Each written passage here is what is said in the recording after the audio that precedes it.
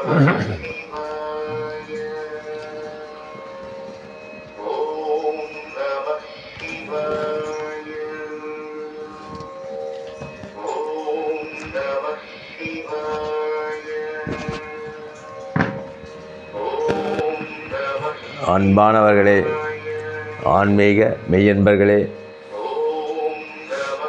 இன்று திருமூலர் திருமந்திரத்திலிருந்து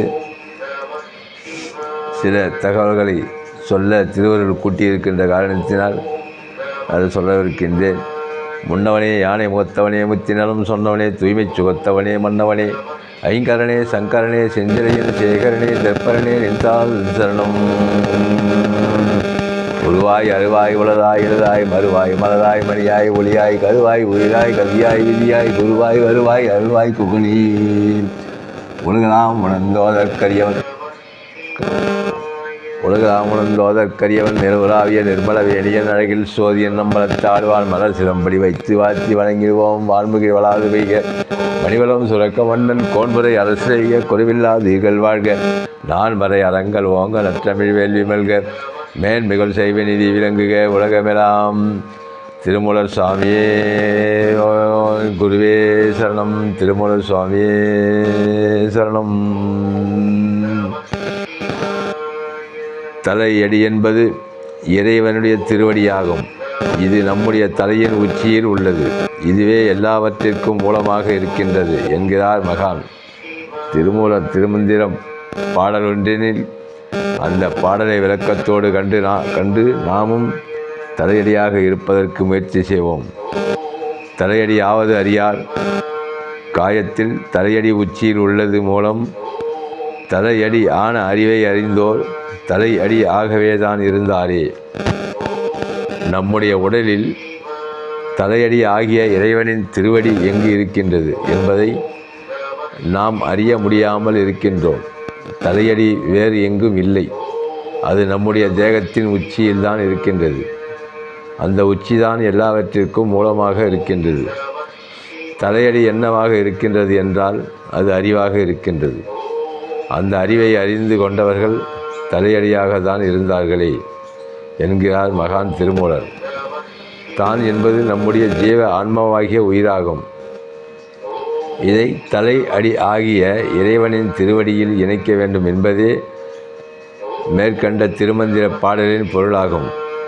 நம்முடைய ஆன்மத்திரையை விளக்குவதற்கு நாம் தினந்தோறும் குறைந்தது 1 ஜாம நேரம், அதாவது 2½ மணி நேரம் இறைவனை நினைப்பதற்காக மட்டுமே ஒதுக்க வேண்டும். நமக்கு இருப்பது 10 ஜாம நேரம். அதில் 1 ஜாம நேரத்தை இறைவனுக்காக ஒதுக்குவது என்பது நமக்கு இயலாத காரியம் அல்ல. நம்மை வழிநடத்துபவருக்காக நாம் 1 ஜாம நேரத்தை ஒதுக்கி அவரோடு உறவாடி கலந்து மகிழ்ந்து பேரின்பத்தில் திளைத்து ஆன்ம லாபத்தை அடையலாம். நம்முடைய ஆன்மத் திரையை விளக்குவதற்கு நாம் என்ன செய்ய வேண்டும் என்பதை வள்ளல் பெருமான் அருளிய பேருபதேசத்தை காணுங்கள். நீங்கள் எல்லோரும் நல்ல விசாரணையில் இருந்து கொண்டிருங்கள். அந்த விசாரணை எது என்றால் நம்முடைய நிலை எப்படிப்பட்டது, நமக்கு மேல் நம்மை அனுஷ்டிக்கின்ற தெய்வத்தினுடைய நிலை எப்படிப்பட்டது என்று விசாரிக்க வேண்டியது. அதற்கு தக்கபடி நீங்கள் ஒரு மித்தமாவது அல்லது தனித்தனியாகவாவது உங்கள் அறிவிற்கும் ஒழுக்கத்துக்கும் ஒத்தவர்களுடன் கூடியாவது விசாரிக்கலாம். இவ்விசாரணை முகத்தில் இருந்தால் நமது ஆன்மா அறிவை விளக்கமின்றி மூடிக்கொண்டிருக்கின்ற அனந்த திரைகளில் அழுத்தமாக இருக்கின்ற முதல் திரையாகிய பச்சை திரை முதலில் நீங்கிவிடும். அது நீங்கினால் மற்ற திரைகள் அதிக விரைவில் நீங்கி போய்விடும். அந்த பசுமை வர்ணம் எப்படிப்பட்டதென்றால் கருமைக்கு முதல் வர்ணமான பசுமை இருக்கின்றது. இப்படிப்பட்ட அழுத்தமான திரை நீங்க வேண்டுமென ஸ்தோத்திரத்திலும் தெய்வத்தை நினைத்தும் நமது குறையை ஊன்றியும் இவ்வண்ணமாக இருக்கின்ற போதும் படுகின்ற போதும் இடைவிடாது விசாரத்தோடு ஆண்டவர் நமக்கு உண்மை தெரிவிக்க வேண்டும் என்கின்ற முயற்சியுடன் இருந்தால் தெரிய வேண்டியதை தெரிந்து கொள்ளலாம். அவ்விசாரம் பரம் அபரம் என்று 2 வகையாக இருக்கின்றது. இவற்றில் பரம் பரலோக விசாரம், அபரம் இகலோக விசாரம். இவ்விரண்டில் இகலோக விசாரம் விசாரம் அல்ல. சாதாரணமாக ஒருவன் விசாரம் செய்து கொண்டிருக்கானே என்றால் அவ்விசாரம் விசாரமாகாது, உண்மை விசாரமும் அல்ல. ஏனெனில் விசாரம் என்கிறதற்கு பொருள் விசாரம் என்பதில் சாதாரண உலக விசாரத்தை மறுக்க வந்தது. அது மேலும் பரலோக விசாரத்தையே குறிக்கும் பொருட்டு வந்தது. ஜலத்தில் இருக்கின்ற பாசியை நீக்குவது போல் நமது ஆன்மாவை தெரிய ஒட்டாமல் மூடியிருக்கின்ற பச்சை திரையாகிய ராகாதிகளை விசார அதியுஷ்ணத்தால் அல்லது மற்ற உஷ்ணங்களால் நீக்க முடியாது. அந்த உஷ்ணம் யோகியனுடைய அனுபவத்தில் தெரியும். அந்த மானுஷ்ய தளத்தில் உண்டு பண்ணுவதற்கு தெரியாது. அந்த விசாரத்தை விட ஆண்டவரை ஸ்தோத்திரம் செய்கின்றதிலும் தெய்வத்தை நினைக்கின்றதிலும் அதிக உஷ்ணம் உண்டாகும். யோகிகள் வளம், காடு, மலை, முளை, குகை முதலியவற்றிற்கு போய் 100, 1000 முதலிய வருஷ காலம் தவம் செய்து இந்த உஷ்ணத்தை உண்டு பண்ணி கொள்ளுகிறார்கள். இப்படி தவம் செய்து உஷ்ணத்தை உண்டு பண்ணி கொள்கிறதை பார்க்கிலும் தெய்வத்தை ஸ்தோத்திரம் செய்கிறதிலும் நினைக்கின்றதிலும் இதைவிட கோடி பங்கு 10 கோடி பங்கு அதிகமாக உஷ்ணம் உண்டு பண்ணிக்கொள்ளலாம். யாவென்றில் ஒரு ஜாம நேரம் மனத்தில் இக விசார மின்றி பர விசாரிப்புடன் ஆன்ம நிகழ்ச்சியோடு தெய்வத்தை சிந்தித்து கொண்டாவது அல்லது ஸ்தோத்திரம் செய்து கொண்டாது இருந்தால் நாம் பெற வேண்டியதை பெற்றுக்கொள்ளலாம்.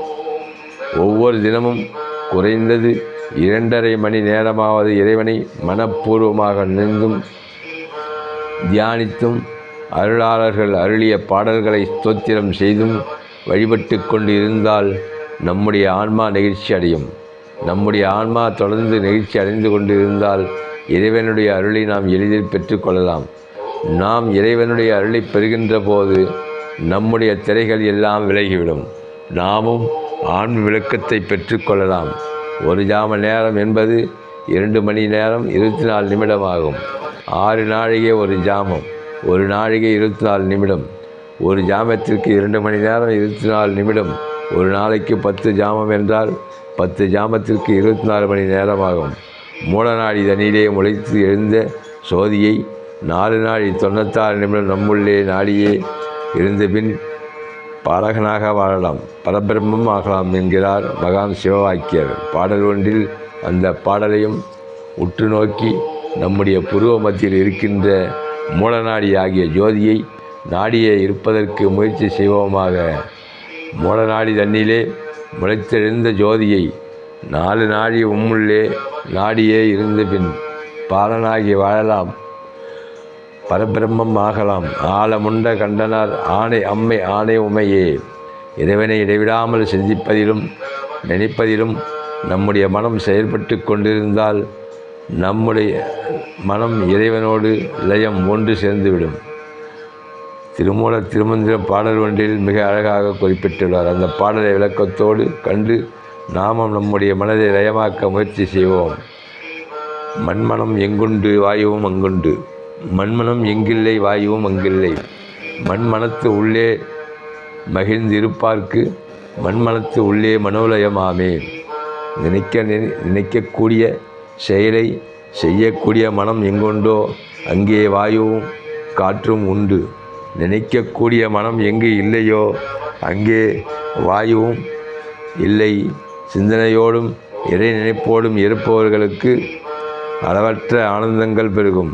அந்த ஆனந்தத்தில் மகிழ்ந்து இருப்பவருக்கு அந்த மனதிற்கு உள்ளே மனம் லயம் ஆகிவிடும். மனம் லயம் ஆகிவிட்டால் நினைவு ஒன்றும் எழாத போது பூமியில் மீண்டும் பிறவி எடுக்க வேண்டியதில்லை.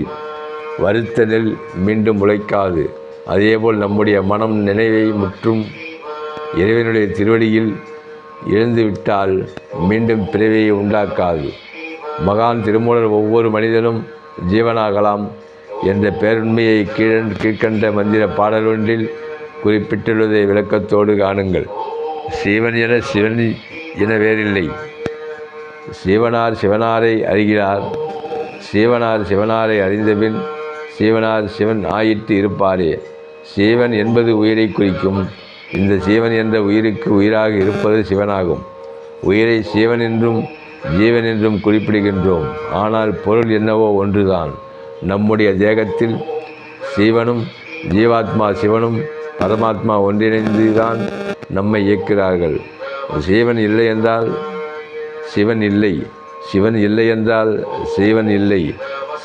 சிவனும் வேறுபாடு இன்றி பிரிக்க முடியாத பொருளாக இருந்தபோதிலும் சிவன் என்ற உயிருக்கு உயிராகிய சிவனை அறிய முடியாத பரிதாப நிலையில்தான் இருக்கின்றது. அப்படி இருந்த போதிலும் சிவனையும் வேறுபடுத்தி பார்க்கக்கூடாது. இந்த இரண்டையும் நாம் ஒன்றாகவே பார்க்க வேண்டும். வள்ளல் பெருமான் சன்மார்க்க பெருநெறியில் உயிரை பற்றி வலியுறுத்தி உள்ளதையும் உற்று நோக்கினால் நமக்கு உண்மை சட்டென்று புரிந்துவிடும். அவை உயிர்குலமே கடவுள் விளங்கும் ஆலயமாக கருதி உயிர்கட்கு தொண்டு செய்ய வேண்டும் என்பதாகும். சிவன் உயிர்களிடம் இருப்பதால் தான் வள்ளல் பெருமான் உங்களுக்கு தொண்டு செய்து சிவனுடைய அன்பை பெறுவதற்கு முயற்சிக்க வேண்டும் என்றார். நாம் அன்பை பெற்றால்தான் நம்முடைய சிவனில் உள்ள மும்மலத்தையும் ஆணவம் மாயை கண்மம் ஒழிக்க முடியும். சிவனில் உள்ள மும்மலத்தையும் நீக்கினால் சிவன் ஆகிய ஜீவாத்மா சிவன் ஆகிய பரமாத்மாவை அறிய முடியும். சிவன் ஆகிய ஜீவாத்மா சிவன் ஆகிய பரமாத்மாவை அறிந்து கொண்டால்தான் சிவனாகிய உயிர் சிவனாக மாறிவிடுவார் என்கிறார் திருமூலர். இந்த சீக்கும் உள்ள வேறுபாடுகள் மேற்கண்ட திருமந்திர பாடலில் பொருளாகும். ஜீவாத்மாவாகிய உயிரில் மும்மலமாகிய ஆணவம் மாயை கண்மம் சூழப்பட்டுள்ளதால் அது என்றும் நான் என்ற அகந்தையால் சி என்ற நெடிலாக ஒலிக்கின்றது. சி என்ற சிவத்திடம் முற்றும் மலம் இல்லாததால் அது சி என்ற குறிலாக ஒலிக்கின்றது. அதனால் சி ஆகிய சிவத்திடம் மும்மலம் இல்லாததால் அது உயிராகிய ஜீவாத்மாவை அறிய முடியும். சி ஆகிய ஜீவாத்மாவிடம் மும்மலம் நிறைந்துள்ளதால் அது எளிதில் சிவத்தை காண முடியாமல் இருக்கின்றது. ஜீவாத்மா எப்போது ஆணவம் மாயை கண்மத்தை விட்டு நீங்குகின்றதோ அப்போது சிவனை அறிய முடியும். சிவனை அறிந்து கொண்டால் சிவனாக மாறிவிடுவார் என்பதே மேற்கண்ட திருமந்திர பாடலின் பொருளாகும். ஓங்காரத்தை பற்றி திருமூலர் திருமந்திர பாடல் ஒன்றினில் குறிப்பிட்டுள்ளார். அந்த பாடலை விளக்கத்தோடு கேட்டு நாமும் ஓங்காரத்தை தெரிந்து கொள்வோமாக. ஓங்காரத்து உள்ளே உதித்த ஐம்பூதங்கள், ஓங்காரத்து உள்ளே உதித்த சராசரம், ஓங்கார தீரத்து உயிர் மூன்றும் உற்றன. ஓங்காரம் சிவ பரசிவமே ரூபமே. ஓங்காரம் என்பது அகரம் உகரம் மகரம் மூன்றும் சேர்ந்ததே ஓங்காரமாகும். அகரம் என்பது ஆ ஒளியும், உகரம் என்பது ஊ ஒளியும், மகரம் என்பது மா ஒளியும். ஆ ஊ மா என்ற மூன்று ஒளியும் சேர்ந்து பிரணவ ஒளியாக ஓம் தோன்றுகிறது. ஆ என்பது சூரியன், ஊ என்பது சந்திரன், மா என்பது அக்னியாகும். சூரியன் சுவாதிட்டத்தானத்தை நோக்காத போது சூரியனை நாதமாகவும் சந்திரனாகிய விந்துவே ஒளியாகவும் ஆகி பிரணவம் அமையும். வள்ளல் பெருமான் அருளிய உரைநடை பகுதியில் இருந்து சூரியனுக்கு காலை 16, இதில் சந்திரனுக்கு கலை 4 போக மீதி கலை 12, தாரைகளுக்கு கலை சூரியனால் கொடுத்த கலை 4 கலையும் சேர்த்து சந்திரனுக்கு கலை 16. சந்திரன் காரியகாரனான ஒருவன், சகலன் சூரியன், கேவலன் சந்திரன். அனுபவத்தில் இடம் வளம் போல் மறும் பிரமத்துவம் சூரியனிடத்திலும் விஷ்ணுத்துவம் சந்திரனிடத்திலும் உள்ளன. அக்னிக்கு கலை 64, இப்போது 8 கலையோடு காரண ஒருவனாய் மற்ற ஆகக்கலை 96 மேற்படி 96 கலையே 96 தத்துவமாய் பிண்ட வடிவாயிற்று. இந்த 96 கலையே அகரம் உகரம் மகரமாகும். இந்த 96 கலையே ஓம் என்ற பிரணவமாகும். ஓங்காரத்தின் உள்ளே இருந்து ஐம்பூதங்கள் உதிக்கின்றது. ஐம்பூதங்கள் என்பது மண் நீர் தீ காற்று ஆகாயம் ஆகும். ஓங்காரத்தின் உள்ளே இருந்து சராசரம் உதிக்கின்றது. சராசரம் என்பது அசையும் பொருட்களும் அசையா பொருட்களும் ஆகும். அசையும் பொருட்களுக்கு அசையா பொருட்கள் ஆதாரமாக இருக்கின்றது. ஓங்காரத்தில் 3 உயிர்கள் பொருந்திருக்கின்றன. அவை விஞ்ஞான கலர் ஆணவ சுடப்பூர்வமாக ஒளிந்து கொண்டு இருக்கின்றனவை. நாம் முகமாக பார்த்து உணர்ந்து சுவைத்து நுகர்ந்தால் மட்டுமே இறைவனுடைய தூய நற்கந்தம் தூய மனம் வருவதை உணரலாம். நமக்கு என்றும் துணையாக இருந்து இரவு பகல் பாராமல் நம்மிடம் தூய நற்செய்தியாகவும் தூய நற்சொல்லாகவும் தூய நற்கந்தமாகவும் இருக்கக்கூடிய அவனை நாம் தெரிந்து கொள்ள நம்மிடமே நமக்கு துணையாக இருக்கக்கூடிய இறைவனிடம் நற்கல்வியை கற்க வேண்டும். இந்த கல்விக்கு சாகா கல்வி என்று பெயர். இந்த கல்வியால் தான் நம்மிடம் உள்ள இறைவனின் தூய நற்சோதியையும் தூய நற்சொல்லையும் தூய நற்கந்தத்தையும் நாம் பரிபூர்ணமாக உணர்ந்து அனுபவித்து மகிழ முடியும். புண்ணியம் செய்பவர்களுக்கு பூவுண்டு நீருண்டு என்று மகான் திருமூலர் வலியுறுத்துகின்ற திருமந்திர பாடல் ஒன்றினை விளக்கத்தோடு பார்ப்போம். புண்ணியம் செய்வார்க்கு பூவுண்டு நீருண்டு அண்ணல் அது கண்டருள் புரியா நிற்கும் எண்ணலி பாவிகள் எம்மிரை ஈசனை நன்னறியாமல் அழுகின்றாரே. புண்ணியம் செய்கின்ற ஆன்மாவிற்கு இறைவனின் திருவடியில் பூவையும் நீரையும் சமர்ப்பிக்க இறைவனாகிய சிவபெருமான் அருள் புரிவான். பாவம் செய்கின்ற ஆன்மாவிற்கு உயிர்கட்கு இறைவனின் திருவடியில் பூவையும் நீரையும் சமர்ப்பிக்க முடியாது. நாம் காலம் உள்ள போதே நிறைய புண்ணியம் செய்து இறைவனின் திருவடியை தெரிந்து கொண்டு பூவாலும் நீராலும் வழிபட்டு சிவபெருமானின் திருவருளை பெற வேண்டும். புண்ணியம் செய்வார்க்கு பூவுண்டு நீருண்டு என்று திருமூலர் எதை குறிப்பிடுகிறார் என்பதை பற்றி அலசி ஆராய்ந்தால் மட்டுமே நமக்கு உண்மை புரிய வரும். இறைவனுடைய திருவடியை மலரென்றும் பூ என்றும் தாமரை என்றும் குறிப்பிடுகின்றோம். புண்ணியம் செய்கின்றவருக்கு இறைவன் சிறப்பு பரிசாக தன்னுடைய திருவடி தாமரையை காண்பித்து அருளும் கொடையாளன். நம்முடைய தேகத்தில் பூவும் நீரும் எங்குள்ளது என்பதை பற்றியும் நாம் தெரிந்து கொள்ள வேண்டும். நம்முடைய புருவ மத்தியில் பிரகாசிக்கக்கூடிய இறைவனின் திருவடி தாமரையைத்தான் பூ என்றும் சுடற்பூ என்றும் செஞ்சுடற்பூ என்றும் பெயர் தாமரை பூ என்றும் பூக்கின்றது. தண்ணீர் இல்லை என்றால் தாமரை பூ பூக்காது. தண்ணீரும் தாமரையும் ஒன்று சேர்ந்து இருப்பதை போல் இறைவன் நம்மிடம் பூவாகவும் நீராகவும் இருக்கின்றான். நாம் அழுதால் கண்ணீர் வருகின்றது அல்லவா? அது எங்கிருந்து வருகின்றது? நம்முடைய கண்களிலிருந்து வருகின்றது. நம்முடைய கண்களிலிருந்து தண்ணீர் இரண்டு வகையால் வருகின்றது. ஒன்று துக்கத்தாலும் மற்றொன்று இன்பத்தாலும் ஆனந்த களிப்பாலும் வருகின்றது. துக்கத்தால் வருகின்ற கண்ணீர் உப்புத்தன்மை உள்ளதாகவும் இன்பத்தால் வருகின்ற கண்ணீர் இனிப்புத்தன்மை உள்ளதாகவும் இருக்கின்றது. இறைவனுடைய திருவடியை தாமரை பூவில் நாம் நினைவை வைத்து தியானித்தால் அந்த இடத்தில் இருந்து ஆனந்த நீர் சுரந்து இறைவனின் திருவடியை நினைத்துவிட்டு நம்முடைய கண்ணின் வழியாகவே வெளியே வரும். பூவும் நீரும் நம்மிடம்தான் இருக்கின்ற உண்மையை நாம் புரிந்து கொள்ள வேண்டும்.